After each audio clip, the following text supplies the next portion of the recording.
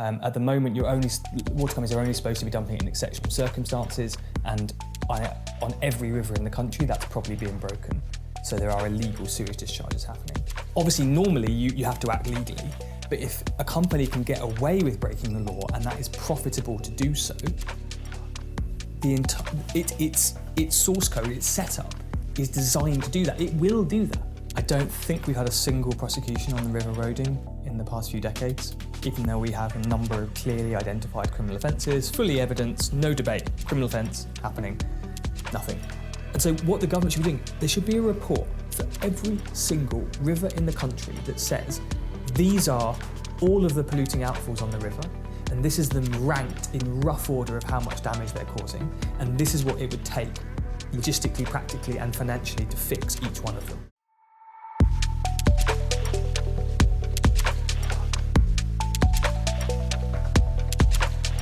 I'm Paul Powlesland, and I'm a barrister at Garden Court Chambers and founder of Lawyers for Nature and the River Eroding Trust.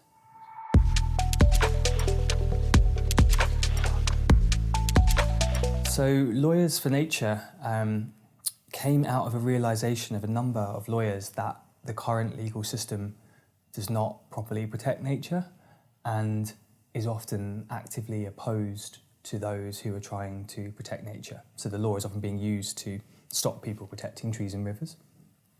It was initially founded to actually offer direct practical advice and assistance to people who are protecting nature. But we got slightly overwhelmed with that kind of work because there's so much of it, and we still do some, but we've now moved into trying to reimagine the law and to campaign for a legal system that properly respects nature, and also to begin making that legal system happen in the here and now. Largely through implementing what's called the rights of nature, which is a whole global movement to give nature legal rights and representation in our legal system.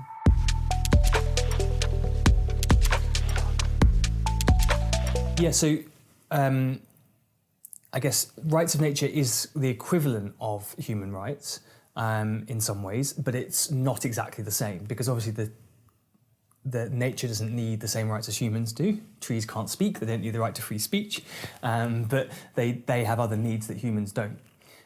So it's about saying that nature needs to have substantive rights in our legal system, but also representation and a right to appear before our legal system. Because at the moment, even when there are laws in place to protect nature, where they are broken, nature can't bring a case. And so those laws are often roundly ignored, which causes huge amounts of destruction, as we'll probably talk about later with the water industry and rivers. It's really upsetting, although it is not surprising given the way that we have set up our systems. In many ways, it's a testament to the resilience of nature that it's hanging on, despite the way we've written our laws and set up our systems.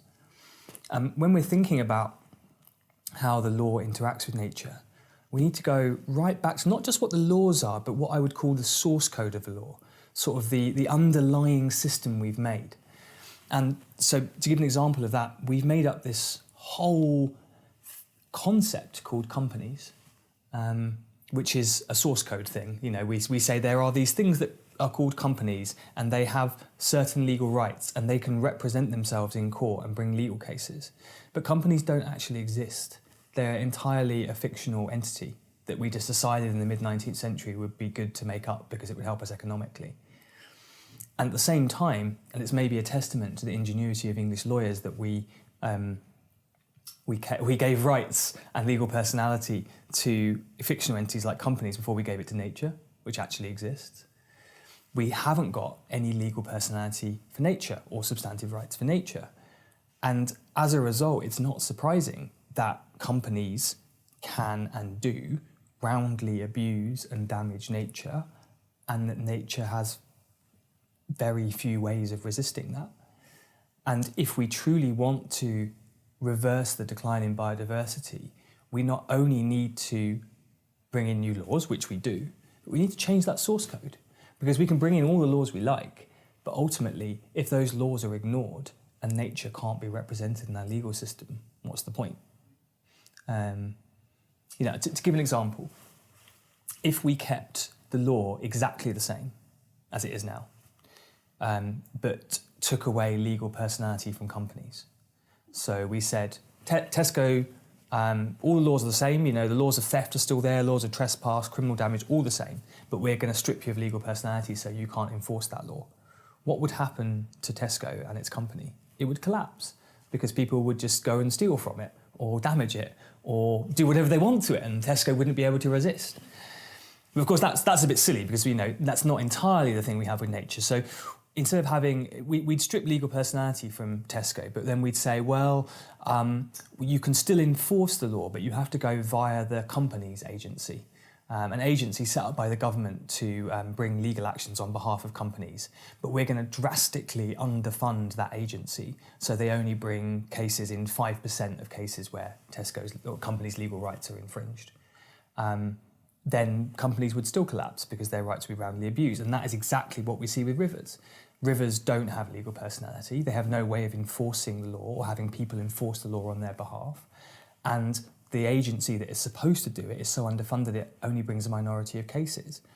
And so in many ways, actually, I think rivers are really resilient. I think most companies would collapse in a matter of months if we did that to them. The fact that rivers are hanging on in there and still managing to survive and to restore themselves as best they can is a testament to their resilience, but we need to do more. And we need to change that system that allows the law to be broken in relation to nature.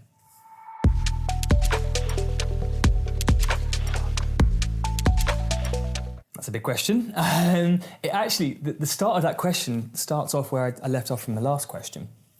And again, it's about how we set our systems up. Because we already have laws that should stop most forms of sewage dumping. At the moment, water companies are only supposed to be dumping it in exceptional circumstances, and on every river in the country, that's probably being broken. So there are illegal sewage discharges happening. So the question is, why? There is a law in place from Parliament that says this shouldn't happen, and yet it is happening. And we need to look at the system, the way it's set up. And to go back to the example of companies versus nature, on my river, the River Roding, there are two entities. One is the River Roding, a river that is 500,000 years old, that has flowed on its course before modern humans came to these islands and will flow long after we're gone. And that has no representation whatsoever in our system. People can do whatever they want to it and the river can't bring a case, and even the agency that is supposed to bring a case almost certainly won't. We've caught numerous illegal acts happening on the river. EA, the Environment Agency, has never brought a case. On the other hand, we have Thames Water, which is an entity that is younger than me. It was set up in 1989, and yet it can bring legal cases. It has billions of pounds of funds. It's supposed to do what it wants. Its purpose is to make a profit in any way that it can legally get away with, which is a crucial distinction. Obviously, normally you have to act legally, but if a company can get away with breaking the law and that is profitable to do so, its source code, its setup, is designed to do that. It will do that. And in some ways, obviously I'm angry at water companies, but in some ways they're just doing what we designed them to do. We set up these entities called companies and said to them, your entire purpose in this universe is to make as much money as you can get away with. Because rivers and nature doesn't have legal personality and can't bring cases, and because the Environment Agency doesn't uphold the law as it should, one of the crucial ways that water companies are making money is through spending money that should have been spent on infrastructure upgrades and then pocketing that money to their shareholders and then committing criminal offences instead. That's basically it. And I can give you a few examples of how that's happened on the Roding.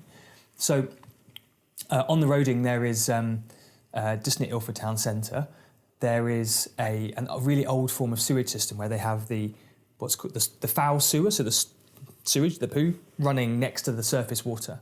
And surface water should be fine. So that normally just goes straight into the river. It's just rainwater. That system should really have been upgraded decades ago. It's completely out of date. But to do so would cost millions of pounds. And they're a private company. So instead of spending that money in the 1990s or in the 2000s, they just gave it all to their shareholders. And now we're left with this system which is outdated, and every time it blocks, raw sewage goes up, over into the surface water drain, out into the river. When I caught it happening, there was actual turds there, sitting there in the river. It's awful, yeah. A couple of things to note. That's completely illegal. It's not a case where it's unsure if it's legal. It's completely illegal. It's a criminal offence, quite a serious one. And it's been happening loads. More importantly, the Environment Agency have never even discovered it, because they never even actually walk along rivers to see if this is happening. And I've just been walking the river as a volunteer and finding these illegal outfalls. And you can only really find them. They're not on any maps. They're not permitted anywhere. No one knows about them. The only way you can find them is by walking along the river and looking for the turds. So I've found them myself, just in my spare time. And that is quite disturbing. I think it's worth everyone knowing that the government and its agencies does not actively walk along and look at our rivers at all. The Roding is the third biggest river in London, and the Environment Agency or the government have not over the last decades had someone walk the river and look for these illegal outfalls at all. It's not done. So there's lots of illegal sewage spills happening no one even knows about. But even when I found out about it, that was 3.5 years ago, the Environment Agency hasn't prosecuted, even though they could. And so, of course, again, Thames Water will make as much money as they can when they can get away with it. If they'd have been prosecuted straight away for that spill, they probably, I imagine, would have got on to fixing it, because they're going to get in trouble for it. But if they're not going to get in trouble, what's the incentive for them? They're just spending their money when they don't have to. Why would you spend your money when you could give it out in profits instead? And so we're still waiting for that repair 3.5 years later, while probably dozens of further spills from the same outfall have happened. That's just one outfall on one river in one city. It is happening hundreds, probably thousands of times all around the country. But the basic reason for that is, as I've outlined, is the way we set the system up.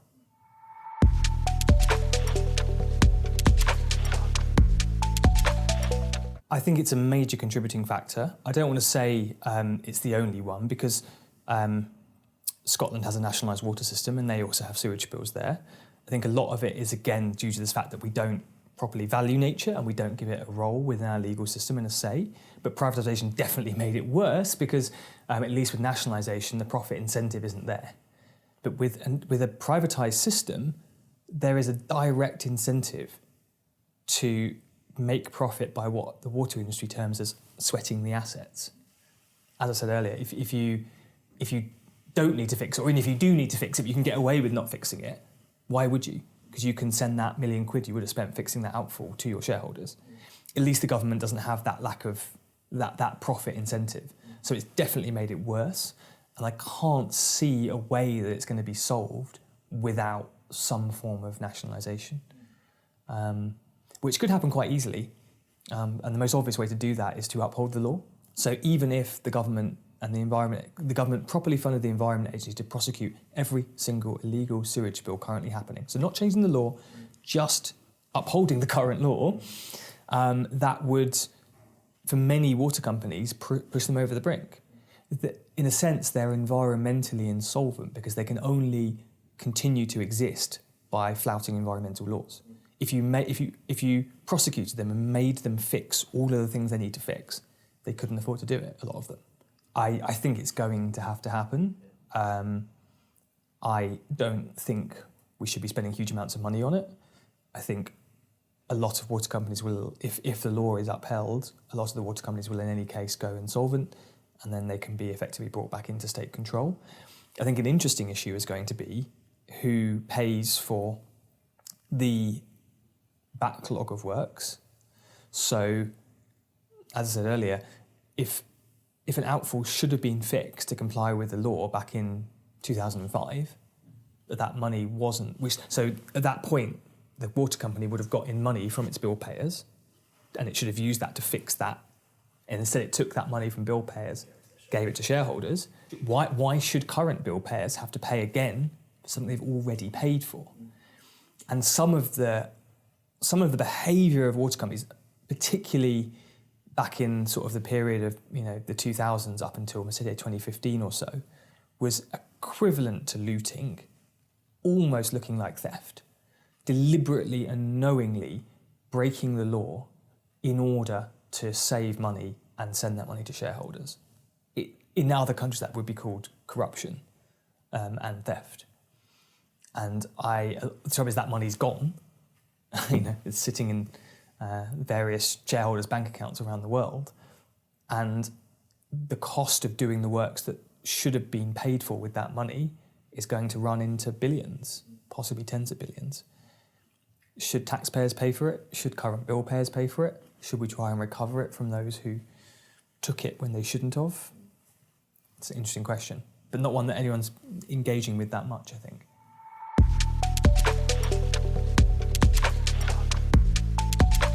I don't think we've had a single prosecution on the river roading in the past few decades, even though we have a number of clearly identified criminal offences, fully evidenced, no debate, criminal offence happening, nothing.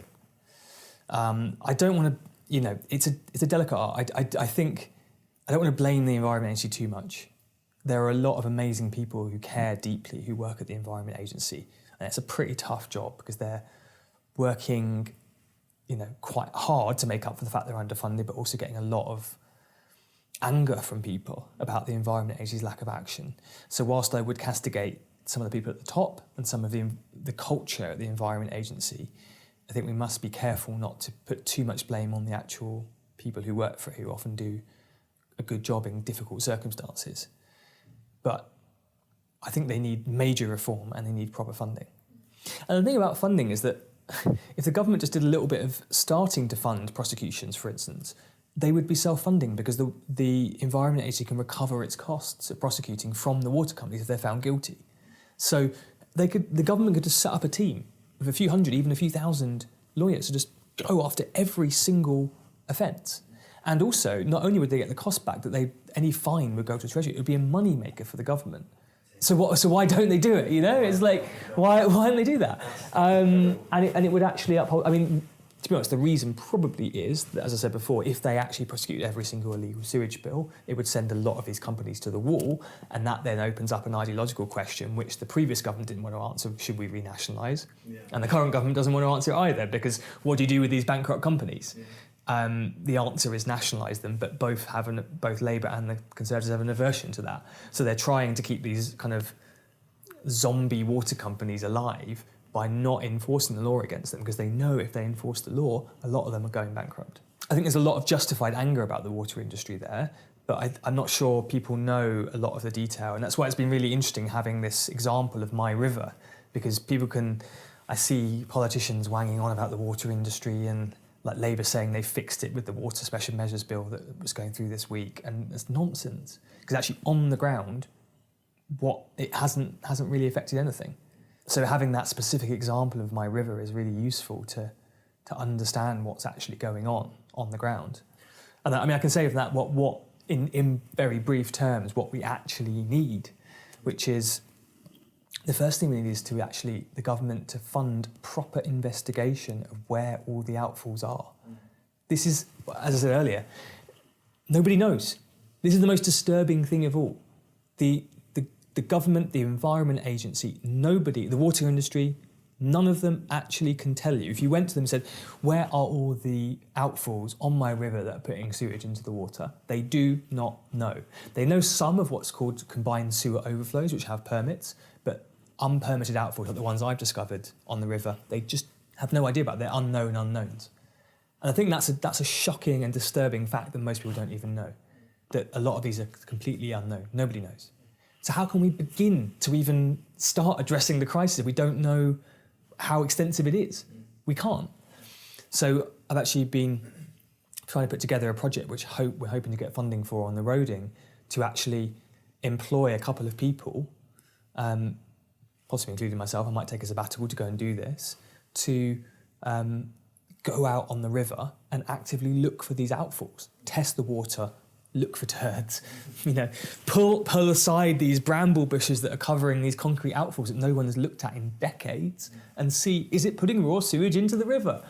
And then adding it to a report. And also finding out which ones are the most damaging. Because again, if we have a fixed pot to repair our sewer system, which we do, even under nationalised system, there's not an infinite amount of money. We need to be prioritising that funding for the most damaging outfalls.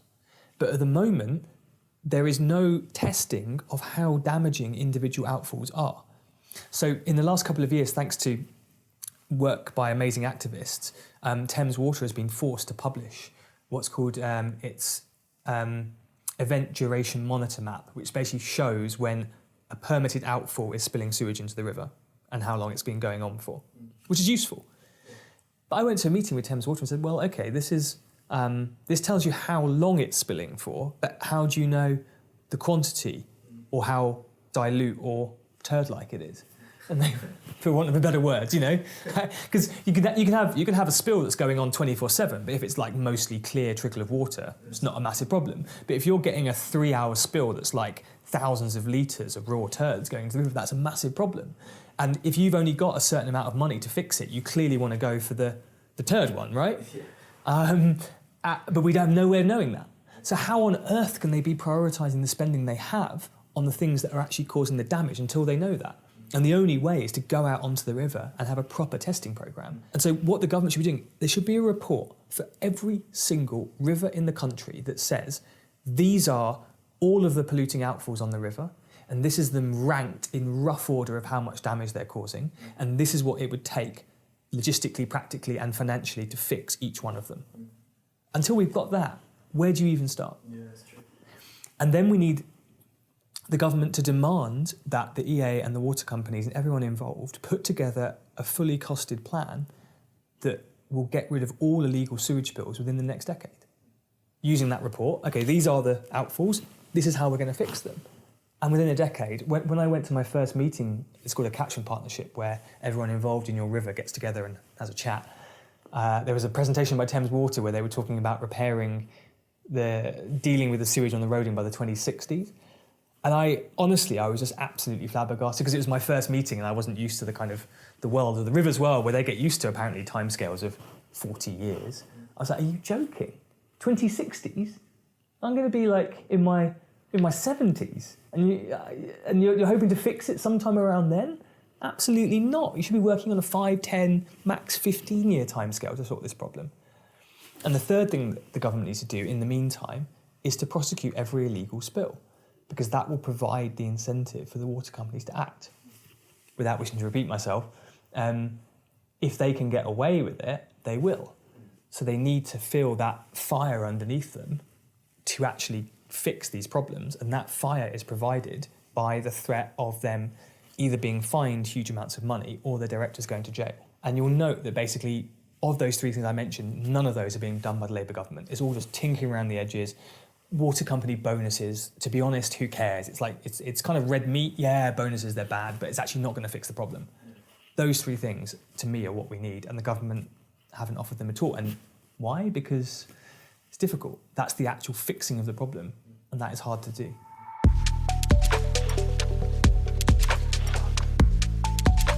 I just want to chat to you about oil on the river roading, but I think it does also illustrate some of the problems with the Environment Agency. So I was on my boat on Thursday night. I live right on the river, and I noticed that it was at night, but the way the moon was shining on the water was just weird, like a weird shimmering just that I'd never experienced before. So I was like, what's going on there? Went outside and I could just, under the moonlight, see the pooling of oil on the surface, and I was like, uh-oh. And that's interesting in its own right, because the Environment Agency, there's no way for them to notice that. They can't have tests or probes in the water to test that. The only way to do it is visually. So they need to have people out on the river. If I hadn't reported it in, they probably would never have found it. And then you need to investigate where that's coming from. And that's not an easy task, because my river is 40 miles long. So it could be coming from somewhere up in Essex, could be coming from somewhere in London, could be coming from any one of the dozens of tributaries for the river. Where do you even start? So I started narrowing it down, messaged local groups that I've set up along the river to try and look after their patch of the river to find out if there was oil on their bit, and thereby narrowed it down and down and down the river. And then I knew it wasn't above a certain point, but the only way then to find out about it was to walk the river and literally look at each outfall and check if the oil was coming in there. Eventually, after having worked backwards, I found like 100 meters from my boat, which is quite annoying. Having to like hours walking along the river, be like, oh, it was right there all along. Coming from a tributary, and then I traced it up the tributary and found that it was pooling behind a sluice just embarking on what's called the Loxford Water. So I then rang it into the National Environment Agency Pollution Hotline, which people should do if they see a pollution incident, expecting something to be done. Heard nothing. And then next morning I looked to the forecast and there was due to be a heavy rainstorm that I knew would basically wash all of that oil into my river. And then it's too late. And this is why you need to be able to act quickly on these things and why the EA needs to be on it and properly funded that when there is an emergency to treat it like that. So I was like, well, it's now or never, me or nothing. So I did what I could with what I had, and I created like an oil. I was going to try and buy an oil boom, but where can you buy an oil boom in London on a Sunday? Again, the Environment Agency probably just gives some oil booms to local guardians for these kind of incidents. Would be a really cost-effective way to help. But I created one out of reeds that were growing around my boat and an old bed sheet, tied it together, put it in front of the sluice, and then as I went down to the sluice, I realised it was actually a lot worse than I'd understood from looking above. There was like a lot of oil. So I filled one 250 litre drum with like basically black oil and debris. Had to go back to my boat and get another drum, but managed to get all the oil out just as the rain started. And then I went to the post on it on X, and then I think the Environment Agency got quite a lot of angry people tweeting and complaining to them, so they then brought a team out to actually that evening go and remove the drums of oil and try and search where it was coming from. Yesterday, I went and basically went further up this tributary to find the source and found out there was a lake in Ilford that had had oil pollution for a week. People had been reporting it and nothing had been done. And so therefore it had run off that lake into this river and down into my river. And they were like, it was like slicks of oil all around this lake. Not like in the middle of nowhere, it's like in London. Like dog walkers running around, people using a city park, oil everywhere. And the Environment Agency is like nowhere to be seen. That to me is a fundamental failing. And again, the crews on the ground do an amazing job, but there's clearly underfunding and organisational issues here that ultimately I just don't feel like the Environment Agency is like acting for nature with the commitment they need to. And I've seen that care and commitment from ordinary river guardians, and it doesn't feel replicated by what the Environment Agency does a lot of the time. And also the Environment Agency needs to liaise with people on the ground better. So I should have, as a river guardian, should have a contact in the Environment Agency to be like, hey, we've noticed this problem, it's serious, can you get this sorted? All I had was the hotline, and they never got back to me. They never contacted me, which wastes their time as well, because apparently they'd come down on Sunday morning to the spot I'd told them and they didn't see anything, so they left. If they just called me, I could have been like, the oil is there. I'll come down to site and show you, They had a wasted trip. That probably cost them hours and hundreds of pounds and just communication. Or they had someone walking the river to find the source of the oil. Like, I can tell you where it is, just phone me. I know. And that's replicated around the country. There are people who love and care for their rivers around the country who, if the Environment Agency liaised with them better, it would give better results all round.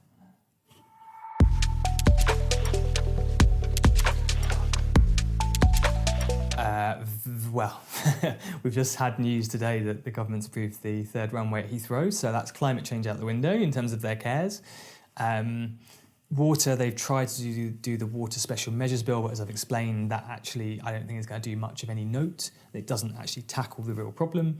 And then nature and biodiversity, not only are they not trying to actively restore nature, they've sort of turned nature into a culture war issue by pitting, newts and bats against this god of GDP economic growth, and effectively saying to people that if you want to not be in poverty, we have to destroy nature, which is not only an untrue thing to say, but an appalling thing to say, and dangerous. Nature, lots of wildlife, ecosystems, habitat will be destroyed now as a direct result of their rhetoric. And as someone who loves nature, really loves nature with all my heart, it's quite heartbreaking to think what's going to be lost and destroyed as a result of this, and unnecessarily, because the truth is that we are part of nature. The economy doesn't exist as a separate thing outside of nature. Every part of our economy, a part of everyone's existence, depends on nature. We as humans cannot function without it.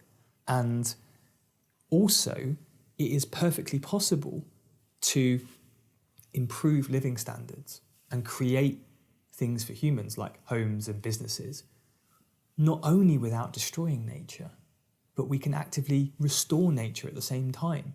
We just have to have better design and imagination. You know, a lot of the reason that, say, new homes are being pitted against wildlife is because those new homes are so badly designed that at the moment the only choice is between nature or homes, because if you build homes, they just destroy everything, you know. Just ground zero the site, strip the topsoil, build these, you know, little Barratt home semi-detached things with asphalt everywhere, not hardly a strip of greenery to be seen in any of the gardens. So yeah, nature's destroyed. But you could build the same amount of homes if you built them in a different way, not only without damaging wildlife, but if you do it in the right way, you could create more habitat. It's not that hard. But we've set up a system where it's like it's a zero-sum thing. And the government is now not only not changing that, it's stoking it in favour of more destruction of nature and telling people that the only way they can have improved living standards is by damaging the natural world, which is untrue and inflammatory and dangerous.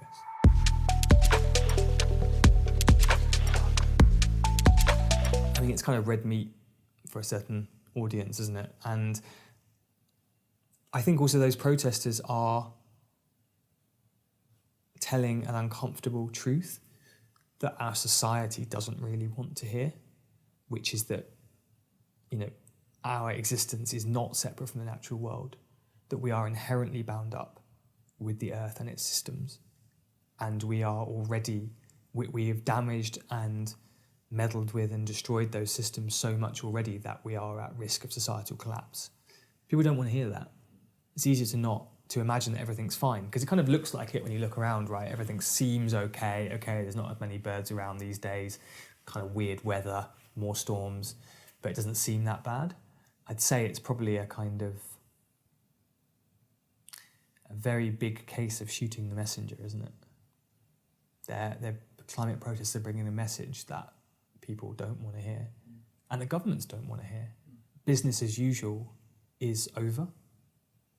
We cannot continue in the same vein as we are in terms of exploiting the natural world and moving the climate outside of the levels that human civilization has developed in. We have to change. The only question is whether we change by collapse or by immediate change in the way we live as a society. And for a lot of people, it's easier to put your head in the sand, pretend it's not happening, and imprison the people bringing you that message.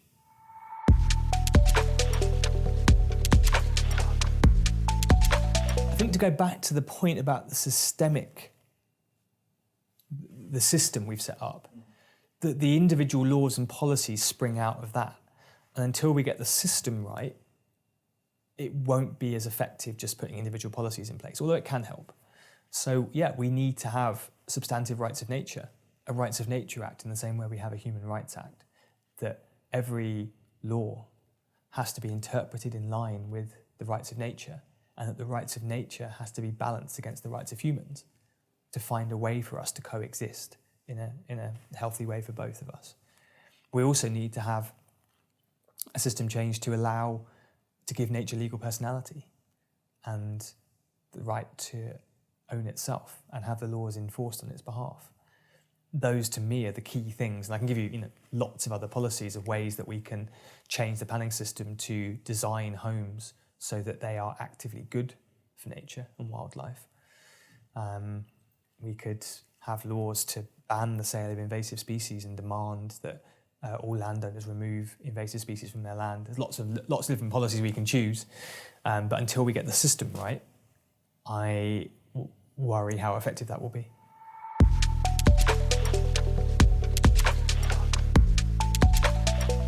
Yeah, I mean, it's madness. This is exactly the opposite of what we need to be doing. We need to be ramping down the airline industry. And if Heathrow is at capacity, we need to reduce the amount of flights. And there's equitable ways of doing that. You know, I'm not saying that people can't go on holiday once a year. I think people should be entitled to one flight, but a lot of the emissions and the capacity issues are from a small minority of very wealthy frequent flyers whose actions are damaging everyone else. So we should be putting a levy on them which increases with every flight, so that it eventually gets prohibitively expensive to take too many flights a year. And we spread out the available flights to everyone equitably, so everyone in the country gets to have equal access to flying, rather than it just being the preserve of a few, and then not expanding Heathrow. So it's the exact opposite of where we need to be going. But again, it's indicative of a government that maybe prizes headlines about cheap economic growth over sensible, if difficult, long-term decisions that need to be made.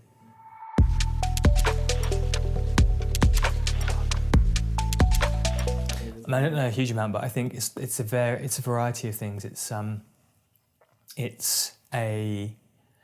think it's energy usage, it's the buildings themselves, it's water usage. They use a lot of water for cooling, and I just think it's a bit weird that we're destroying the variety and richness and beauty of nature, which it has its own intelligence.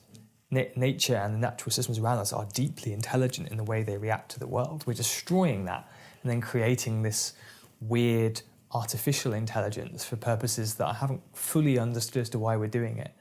Quite poetic in a way. Yeah. And,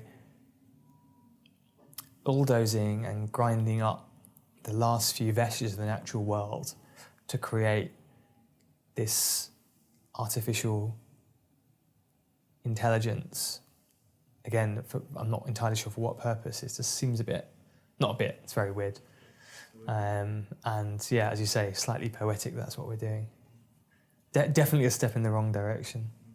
So I'm Paul Powlesland from Lawyers for Nature, and if you want to get involved in helping to protect and restore nature at this time, which I believe everybody should, then I urge you to become a nature guardian, which is not an official thing.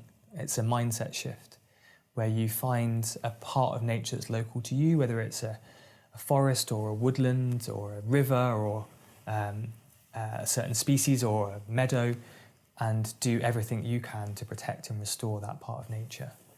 We really do need more humans to stand up as guardians of nature, and everybody has a different gift to bring. So please get involved and become a guardian of nature and speak up for it. It needs you.